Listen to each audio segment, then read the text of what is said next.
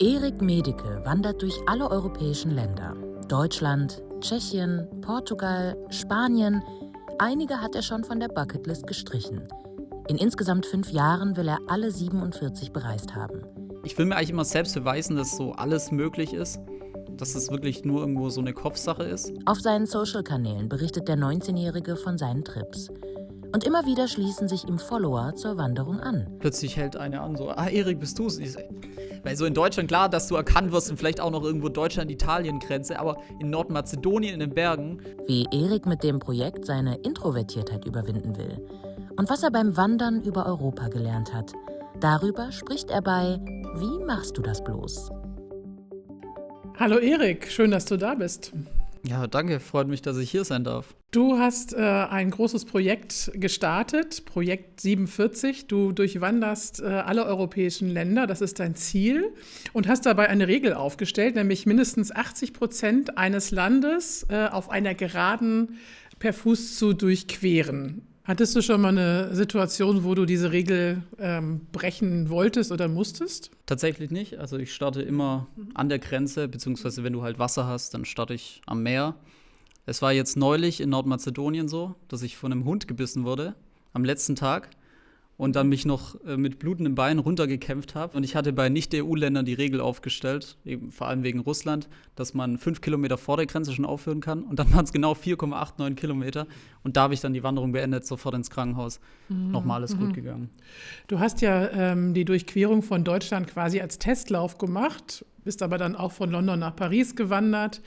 Wann hattest du das Gefühl, so, das ist jetzt hier kein Hobby mehr, sondern das möchte ich jetzt machen die nächsten Jahre. Das ist das, was mein Beruf quasi ist.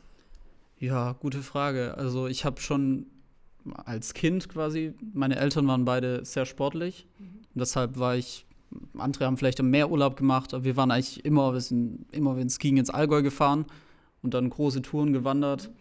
Und das hat sich dann natürlich, meine Eltern haben sich auch getrennt, da gab es dann ein bisschen Streit.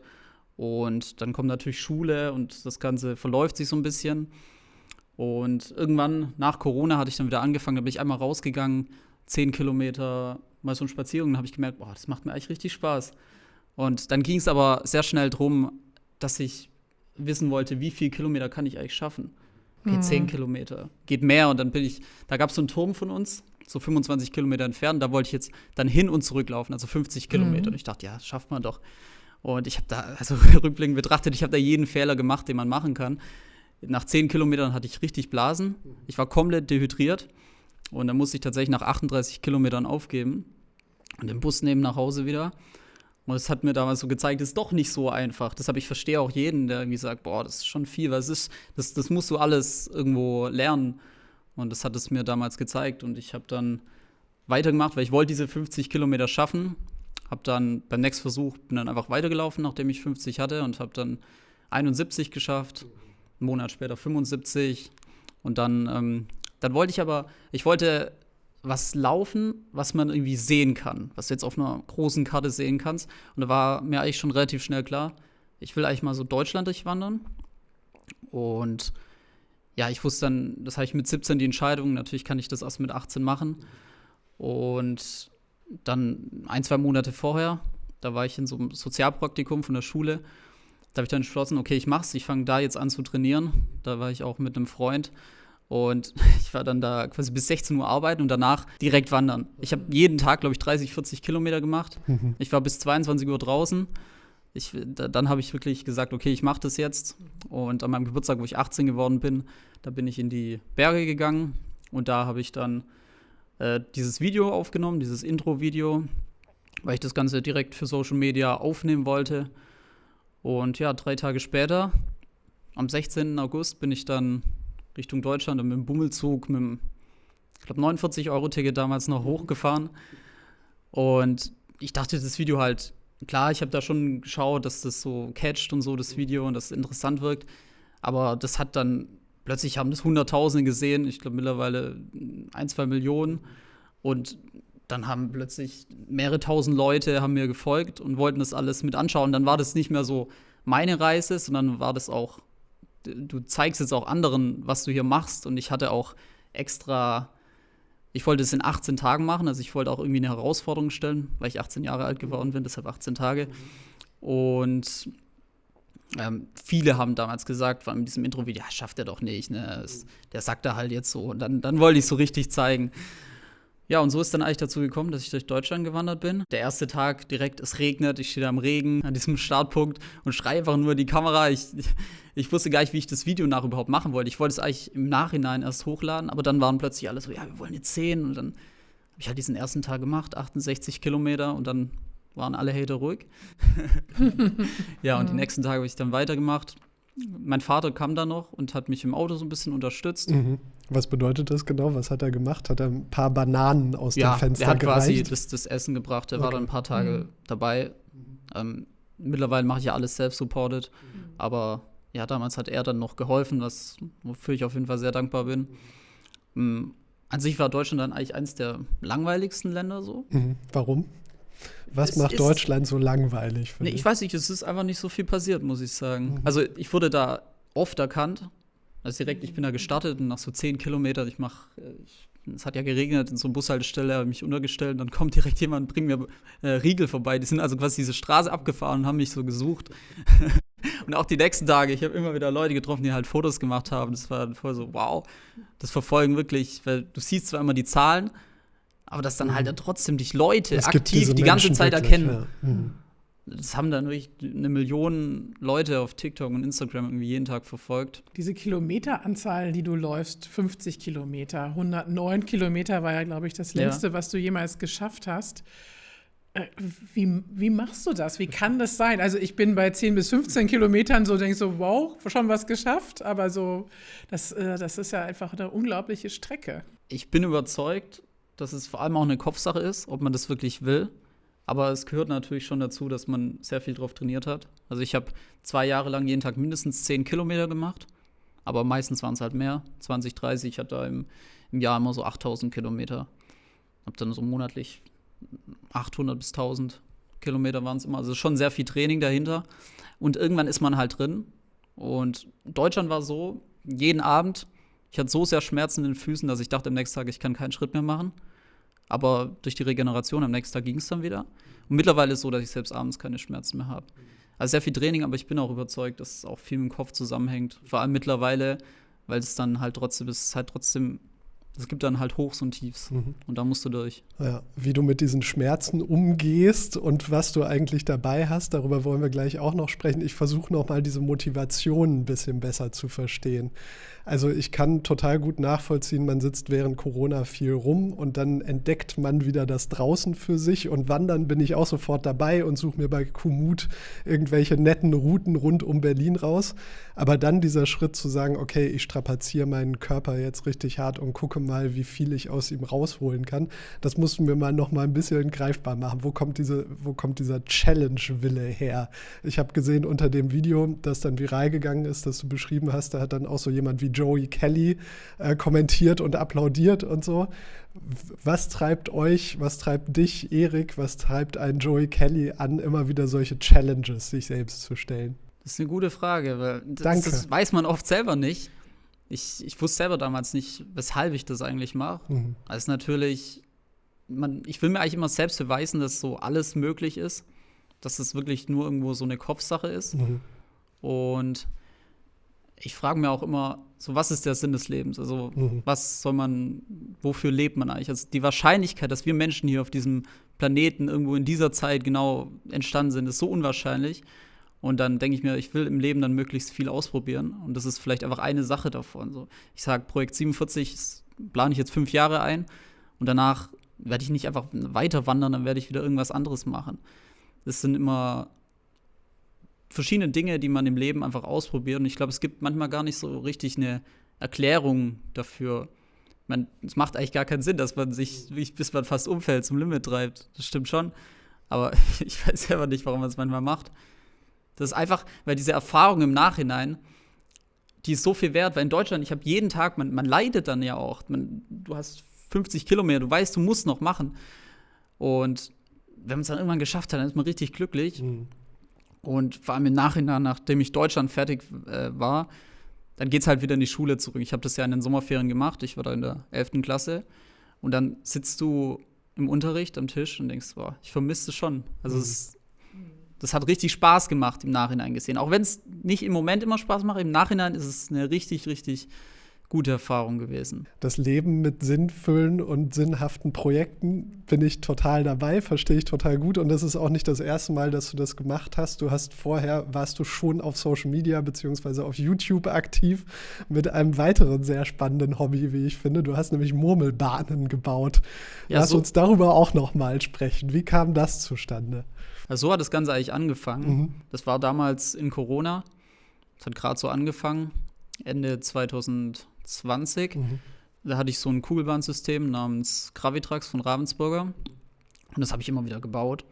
Und Der richtige Begriff ist also nicht Murmelbahn, sondern Kugelbahn, ja? Weil man kann beides sagen, eigentlich aber eher Kugelbahn. Und ich fand es damals schade, immer das aufzubauen und dann wieder abzureißen und es im Nachhinein nicht wieder anschauen zu können.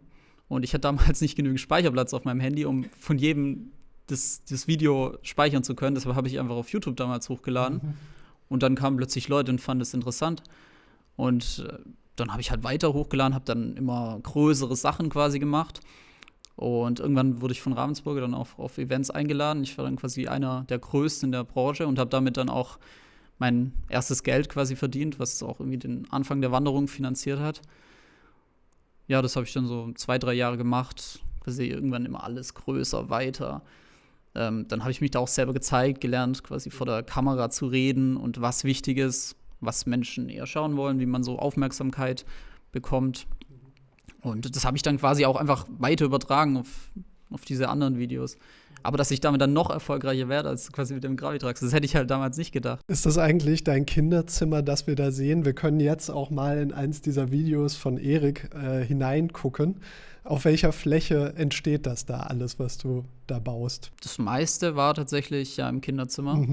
Ich habe dann teilweise auch das ganze Haus vollgebaut. Also es wird immer größer. Ich habe dann teilweise so Escape Room gebaut, was gar nicht mehr so richtig mit der Kugelbahn zu tun hatte. Da war ich dann halt nur drin. Also du machst die ganze Zeit das, du brauchst Stunden, machst Nächte durch, um irgendwie Videos rauszubringen. Und ja, irgendwann war das dann mir auch zu viel so. Und dann wollte ich wieder mehr raus und mehr das machen, was ich halt jetzt mache. Und du hast gesagt, du hast darüber Social Media so richtig kennengelernt und dich auch auf Social Media, wie du dich verhalten sollst. Was sind so die wichtigsten Lektionen, die du da für dich mitgenommen hast? Was muss man haben, um auf Social Media ein Projekt wie du zu starten? Man braucht, glaube ich, vor allem eine Geschichte. Also irgendwas, was die Leute auch festhält, irgendwas, was die Leute verfolgen und gerne sehen wollen. Und es soll halt auch authentisch sein. Also was viele, lese ich oft in den Kommentaren, dass Leute einfach mögen, wie authentisch meine Videos sind. Also vor allem jetzt, wenn ich am Wandern bin, dass ich einfach alles zeige. Ich zeige auch alles so, wie es ist. Und versuche möglichst, dass das genauso im Video rüberkommt, wie es halt auch in echt passiert. Manchmal gelingt es, manchmal vielleicht auch nicht so. Kann man immer schlecht sagen. Aber ja, ich glaube, das ist einfach wichtig, dass ich eine Person aufbaue von mir, die auch so ist, wie ich eben bin. Und dass es so dann auch rüberkommt. Dein Deutschland-Video, hast du ja gerade schon erwähnt, ging viral innerhalb von einer Nacht quasi von 0 auf 100.000 Follower. Wie hat sich das für dich angefühlt? Also ich weiß noch, dass ich da irgendwo im Zug saß und dann immer wieder reinschauen, welche Minutentakt kommen da plötzlich hunderte Follower dazu. Und nur so, boah, danke, war ich nur so, boah, was passiert hier? Aber gleichzeitig hat es mich dann auch motiviert, jetzt erst richtig. Weil je mehr dann Leute schreiben, das schafft er doch eh nicht und 64 Kilometer im Schnitt ist doch nicht machbar. Genau das hat mich dann motiviert, dass man so richtig zeigt, was man eben kann. Du beschreibst dich ja selbst als introvertiert und eigentlich so, dass dir Aufmerksamkeit eher unangenehm ist. Jetzt bist du aber selber viel vor der Kamera, machst es jetzt auch schon ein paar Jahre. Wie hat dich das verändert? Ja, also ich muss sagen, früher war das sehr schlimm. Ich empfinde es immer noch als relativ schlimm. Man muss sich da selber überwinden. Das war früher so, du gehst irgendwie zum Bäcker und traust dich da irgendwie kaum was zu bestellen oder so. Und ich muss sagen, so vor der Kamera, das wirkte für mich immer mehr distanziert. Weil irgendwie so, okay, du lädst dann im Internet hoch, aber du kannst genau kontrollieren, was du im Internet hochlädst. Das ist ja auch nicht so live. Du filmst was und wenn du einen Take falsch machst, dann machst du es halt nochmal. So ganz einfach. Und mich hat es aber auch schon immer gestört. Ich wollte da irgendwie was gegen machen. Und auch in der Schule, ich habe mich eigentlich nie gemeldet. Ich war immer so ein bisschen der Ruhige. Und gerade deshalb mache ich dann auch jetzt dieses Projekt 47, weil es mir darum geht, auch mich selber mehr auszudrücken, mich besser kennenzulernen und eben mehr mit anderen Menschen zu kommunizieren, weil du eben vor allem im Ausland, du bist auf manchmal auf andere Menschen angewiesen, wenn du irgendwie Wasser brauchst. Bist du eigentlich durch dieses Projekt schon mutiger geworden? Ja, 100%. Vor allem am Anfang in Zypern zum Beispiel mal, da wurde ich von einem Hund verfolgt und da musste ich dann, weil der wollte mich einfach nicht mehr quasi gehen lassen und das war auch ziemlich gefährlich, weil das auf der Straße war und so. Da musste ich dann ganz viele Leute fragen, was ich da jetzt eigentlich machen kann. Ich habe bei einem Bauern zum Beispiel, haben da was gegessen und so und das war für mich ganz ungewohnt, weil ich sowas normalerweise eigentlich nie machen würde, ohne Grund jetzt irgendwie groß jemand ansprechen. Aber da habe ich dann auch gemerkt, die Menschen sind alle total nett und sowas muss man eigentlich öfters machen, weil es sind alles eigentlich gute Erfahrungen. Hat sich denn die Art, wie du mit Menschen sprichst, jetzt auch außerhalb von deinen Wanderungen schon verändert? Ja, vielleicht ein bisschen. Es ist jetzt wahrscheinlich schwer zu sagen. Ich meine, man wird älter, man lernt da anders zu sprechen. Aber ich glaube vor allem eben, dass ich jetzt die Wanderung mache, das lernt mich sehr viel. Die Schule ist da, man lernt irgendwie schreiben, lesen, Mathe und so. Aber man lernt nicht so viel von der echten Welt. Und dann finde ich es immer ganz, ganz spannend, wenn ich dann einfach in der Wanderung, ich werfe mich quasi irgendwo in eine Situation rein, es passiert einfach so, ich kann es nicht wirklich verhindern. Und mit jeder Situation wirst du dann quasi stärker und lernst besser damit umzugehen. Ich wurde schon so oft von der Polizei oder so angehalten, die Frage, was machst du so? Und dann Ach, erzähl mal. in Italien, irgendwie die ganze Zeit, jeden zweiten Tag oder so, da sind die an mich rangefahren, so, ja, was machst denn du eigentlich so? Und oft können die dann nicht mal Englisch oder so, dann musst du irgendwie mit Google Übersetzer zeigen, so. Oder in Bulgarien, da wurde ich dann von der Border Police mitgenommen, weil ich ja zur Grenze gehe und das ist ja nicht EU. Und dann haben die mich wieder mit runtergenommen und dann wieder hochgefahren. Alle total nett, der ist mir dann sogar auf YouTube gefolgt. Es gab einmal dann in Nordmazedonien, da ist so eine Straße in so einem Nationalpark, die ist irgendwie so ein bisschen abgesperrt. Und das habe ich erst kurz davor gemerkt, oh, das ist abgesperrt. Aber ich konnte nicht wirklich außen rum gehen, das wären irgendwie so 80 Kilometer Umweg, weil das dieses Naturschutzgebiet ist. Dachte ich halt, ja, ich versuch's mal, habe den oben überredet. Hat auch kurz erst halt Nein gesagt, dann irgendwie so ja. Und dann hat er mich aber von unten einer mitten auf dem Weg dann doch mit dem Auto einfach wieder mit runtergenommen. Und haben sie mich eigentlich gehen lassen. Ich so, okay, alles okay, ja, ganz professionell geht man damit um. Und dann haben sie mich aber wieder irgendwie eingefangen. Ich gesagt, haben Polizei gerufen noch. Ich wusste erst gar nicht, warum so. Und die konnten natürlich alle kein Englisch. Und die dachten irgendwie, ich wäre illegal ins Land. Und dann musste ich denen da irgendwie alles zeigen. Und ja, das war die einzige Situation, wo die Menschen nicht so nett waren. Also 1, 2 waren ganz lieb, aber die anderen, da war zum Beispiel ein Hund und die haben den einfach gekickt. Also das ist halt so ein bisschen Balkan, also die waren ein bisschen unfreundlich auch. Damit muss man halt dann auch lernen, irgendwie umzugehen. Aber ich finde, sowas macht mich dann im Nachhinein, dann bleibe ich ruhiger in so einer Situation. Das wollte ich gerade fragen, wie gehst du denn dann damit um? Also runterfahren, zur Ruhe kommen? Ja, ich bleibe dann eigentlich immer sehr ruhig und halt sachlich. So, ich meine, ja, was soll da passieren? So, ich weiß ja, ich habe nichts falsch gemacht in dem Moment. Und ja, das ging dann eigentlich alles. Ich habe danach noch ein Video gemacht, da gab es so ein bisschen Kritik. Ja, die Deutschen, die hier einfach durchgehen, bla bla bla. Ja, das ist auch manchmal noch schwierig, in so einem Video, wenn ich wirklich eine lange Geschichte kurz zusammenfassen muss, dass dann natürlich oft Kritik geht und ja, warum geht denn der dann da durch und so und hätte einfach außen rumgehen können, so. Was man dann halt nicht so weit ausführlich zeigen kann. Aber an sich waren die eigentlich ganz freundlich. Das ist halt im Balkan einfach anders als in Deutschland. So ist halt anders und das muss man einfach akzeptieren. Was ich total spannend finde, ist, dass du dieses Projekt im Grunde ja gar nicht mehr nur für dich alleine machst, sondern dass man in den Kommentaren immer mal wieder liest, oder möchte sich dir jemand anschließen, und dann sieht man auch Leute in deinen Videos, die dich begleiten. Ich freue mich dann immer ganz besonders über diese Kommentare, die Forrest Gump zitieren. Da sieht man so GIFs, wie Forrest mit Vollbart und Cappy durch die Gegend läuft und hinter ihm bildet sich so eine Masse an Leuten, die sich anschließen. Wie ist denn das so mit den Begegnungen mit deinen Followern? Ist das Spaß oder ist das manchmal vielleicht auch anstrengend, weil die auf jeden Fall nicht so im Training sind wie du? Ist eigentlich immer Spaß. Mein Ziel wäre auch irgendwann mal so, dass du wirklich mehrere dabei hast, so ein bisschen wie Forrest Gump ganz am Schluss. Aber Ja, ich bin da eigentlich immer ganz offen. Ich sag, wer will, kann mitwandern. Es hat damals schon während der Deutschlandwanderung angefangen, am 3. Tag. Und da hat einer, der in Hamburg wohnt, gesagt, ich laufe mal einen Tag mit. Und das ist ganz cool, wenn man da ein bisschen Gesellschaft hat. Und dann tatsächlich erst ab der Schweiz wieder, da haben mich dann jeden Tag einer quasi so begleitet für einen Tag. Und das hat eigentlich voll Spaß gemacht. Das sind immer unterschiedliche Menschen, man erfährt irgendwie deren Geschichten. Und in Italien zum Beispiel mit Luke Kelly, dem Sohn von Joey Kelly, bin ich dann 300 Kilometer gewandert. Hatten in Italien dann unten auch wieder Mitwanderer. Und es sind halt immer Leute, die ich nie kenne. Und ich sage auch immer davor, ey, ich will nichts von dir wissen eigentlich. Nur kannst du an diesem Punkt, also zu diesem Zeitpunkt an diesem Ort sein. Und alles Weitere finden wir dann heraus. Und kann so ein bisschen wandern, so ein bisschen. Aber ich schaue, dass ich dann schon da ein bisschen langsam, ein bisschen Rücksicht nehme. Auch wenn es bis jetzt dann immer so war, selbst wenn man dann nur so 30 Kilometer läuft nach 2-3 Tagen, wenn ich jetzt Mitwanderer habe, die jetzt vielleicht eine Woche dabei sind, dann müssen die mal den Bus nehmen oder so. Da merkt man dann schon, dass es jetzt auch nicht so einfach ist, jeden Tag 50 Kilometer zu wandern. Aber vor allem bei meinen Anfängen, dass ich da auch oft gescheitert bin, da weiß ich, dass es alles andere als einfach ist. Du willst mit diesem Projekt ja auch inspirieren und auch zum Wandern animieren. Sind das so diese Momente, in denen du feststellst, das scheint zu funktionieren? Also ich habe eine Wirkung auf andere. Ja, 100%. Ich kriege auch immer wieder Nachrichten, vor allem damals nach Deutschland. Da waren es ja so viele Nachrichten, bin gar nicht mehr hinterhergekommen.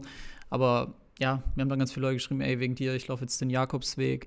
Oder das hat mich jetzt ermutigt, wieder ein bisschen rauszugehen. Und das freut mich dann einfach zu hören. Dass ich dann wirklich irgendwie einen Einfluss auf jemand haben kann. Das ist unglaublich. Sind das dann vor allem auch jüngere Leute, die genauso unter Corona gelitten haben wie du? Oder ist das durch alle Altersklassen hinweg? Ich glaube, es sind alle möglichen Altersklassen. Mich verfolgen auch vor allem sehr viel ältere Leute. Das kann ich ja auch so ein bisschen in den Statistiken sehen. Also die meisten sind über 30 tatsächlich. Und da gibt es auch welche bis 70, 80, also natürlich auch älter.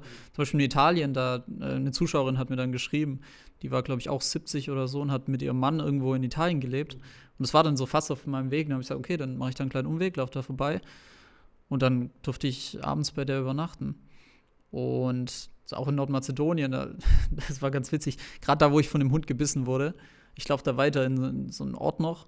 Und da plötzlich hält eine an, so, Erik, bist du's? Und ich so, weil so in Deutschland, klar, dass du erkannt wirst und vielleicht auch noch irgendwo Deutschland-Italien-Grenze, aber in Nordmazedonien in den Bergen, dass jemand plötzlich an dir vorbeifährt und sagt, Erik, bist du es, können wir mal ein Foto machen?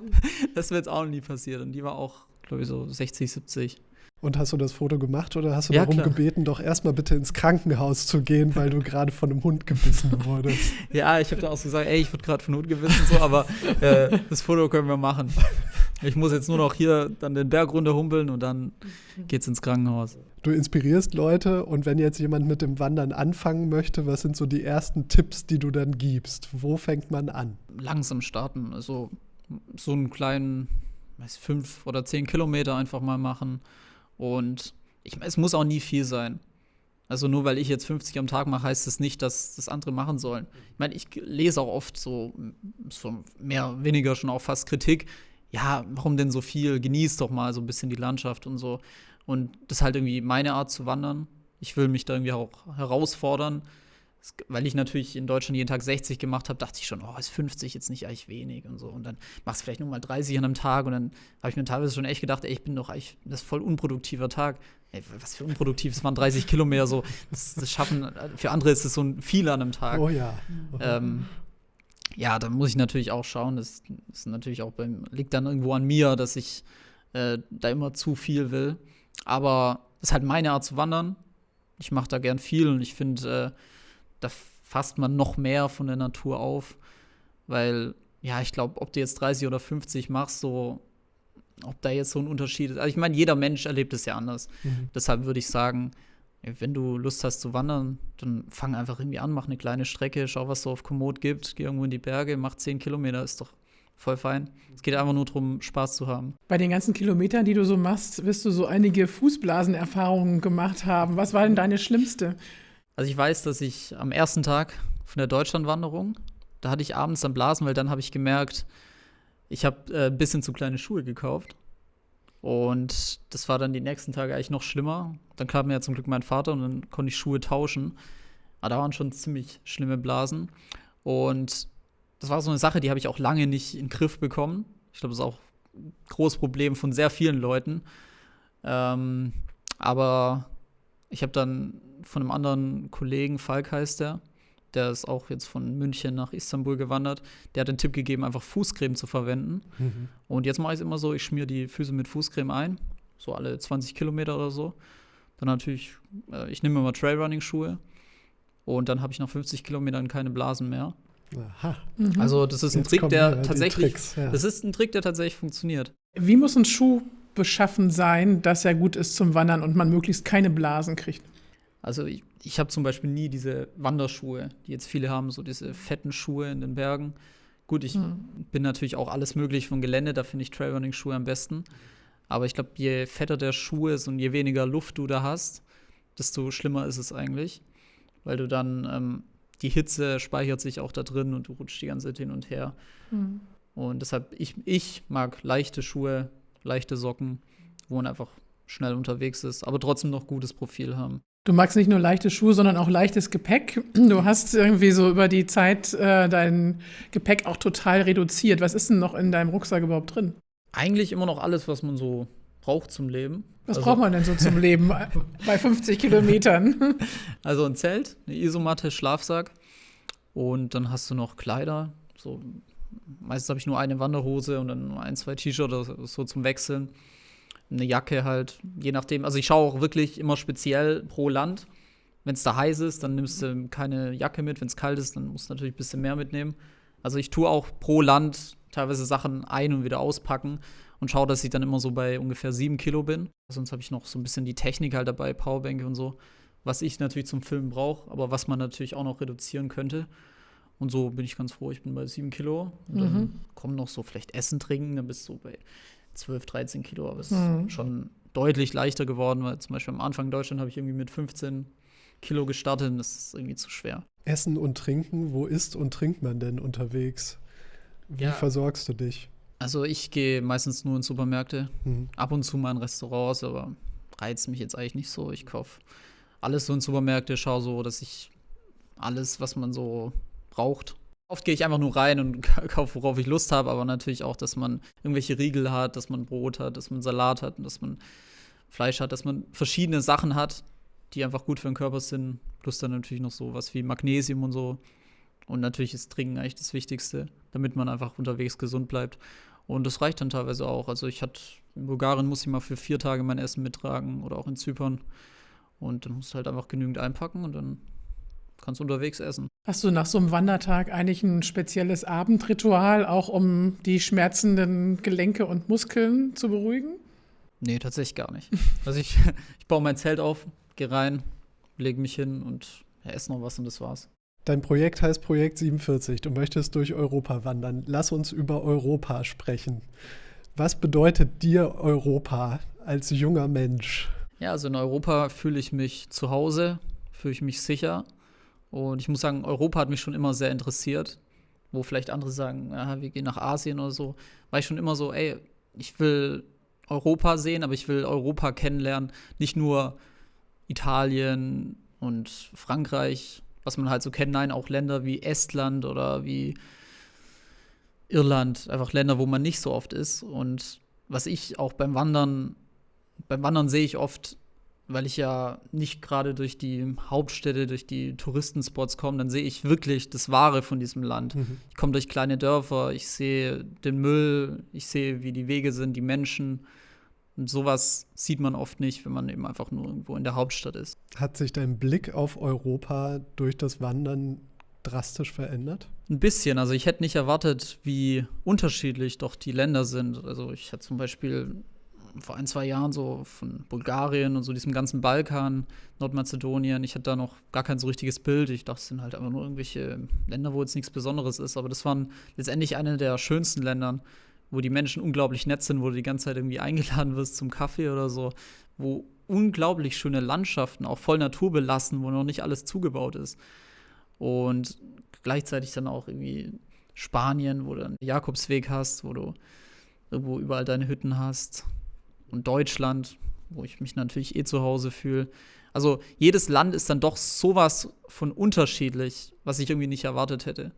Natürlich immer ist es so, du erkennst schon Europa, einfach das ist ein gewisser Standard, vor allem in der EU, dass man natürlich schon irgendwo was gewöhnt.